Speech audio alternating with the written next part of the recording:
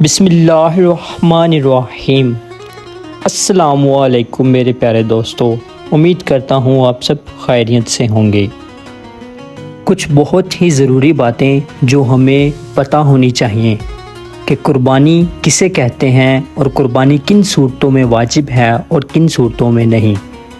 Video کو skip نہ کیجیے گا اور پورا دیکھیے گا اور جڑے رہیے گا میرے ساتھ۔ تو آئیے شروع کرتے ہیں۔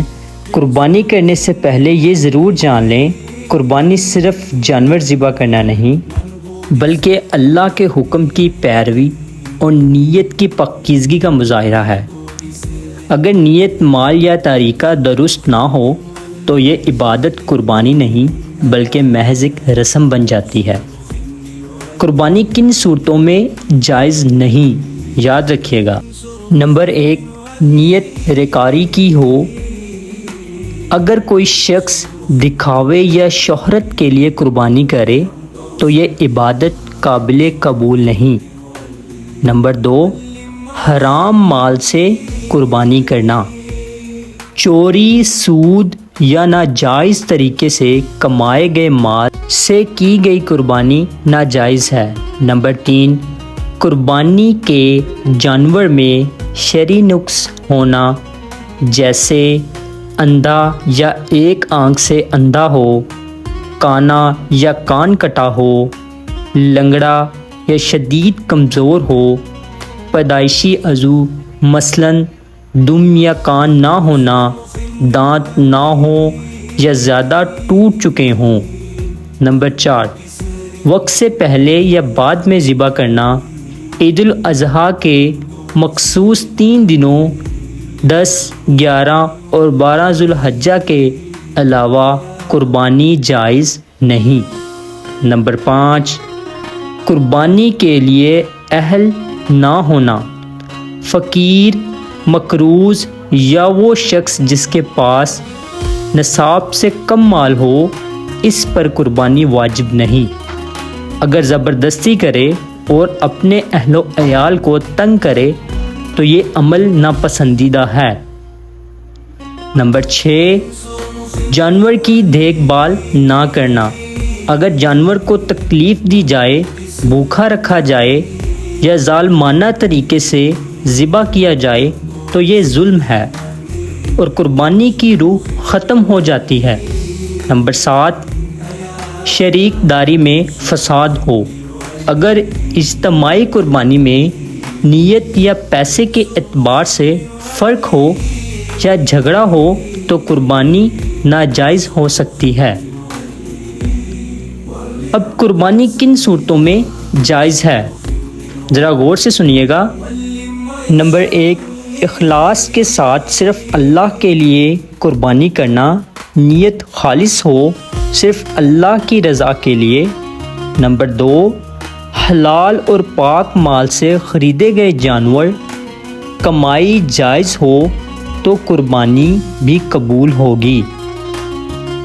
نمبر 3، شرعی معیار پر پورا اترنے والا جانور۔ بکری، دمبا کم از کم 1 سال کا ہونا چاہیے، گائے یا بیل کم از کم 2 سال کا ہونا چاہیے، اونٹ کم از کم 5 سال کا ہونا چاہیے۔ نمبر 4، مقررہ وقت میں قربانی کرنا، یعنی عید کے دن 10 سے 12 ذوالحجہ نماز کے بعد۔ نمبر 5، جانور کے ساتھ حسن سلوک کرنا۔ قربانی سے پہلے اور دوران ذبح جانور کو تکلیف نہ دی جائے۔ نمبر 6، تقسیم گوشت میں انصاف۔ ضروری بات، گوشت مستحقین رشتہ داروں اور اپنے لیے برابر بانٹا جائے۔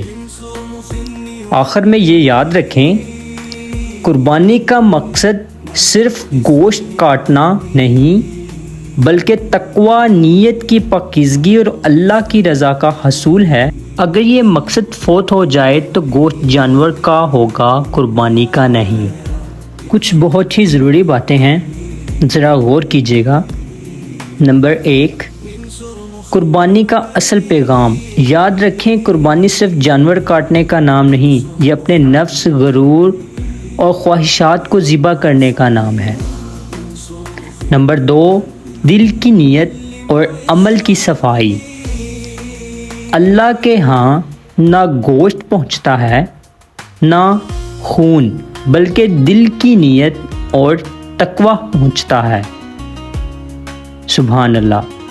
نمبر 3، ہر سال جانور خریدتے ہیں لیکن یہ بھول جاتے ہیں ہم ہر سال مہنگے جانور خریدتے ہیں، کیا ہم نے کبھی اپنے دل کا غرور، حسد اور کینہ بھی قربان کیا؟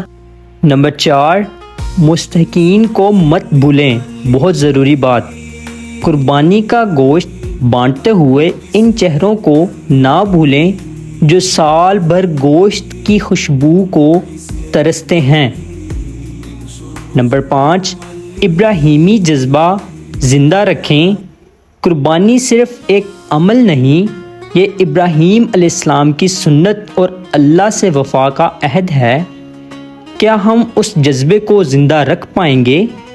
نمبر 6، پیارے دوستو، آپ سے درخواست ہے، اگر آپ کو یہ ویڈیو پسند آئی ہو تو ضرور شیئر کریں تاکہ زیادہ لوگ قربانی کی روح کو سمجھ سکیں اور قربانی عبادت بن سکے، رسم نہیں۔ آخر میں دعا کہنا چاہوں گا، اللہ تعالی ہم سب کی قربانی کو اپنی بارگاہ میں قبول فرمائے اور ہمیں اخلاص، تقوی اور سنت ابراہیم پر چلنے کی توفیق عطا فرمائے، آمین۔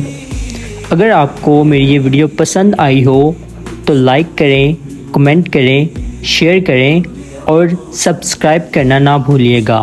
جزاک اللہ۔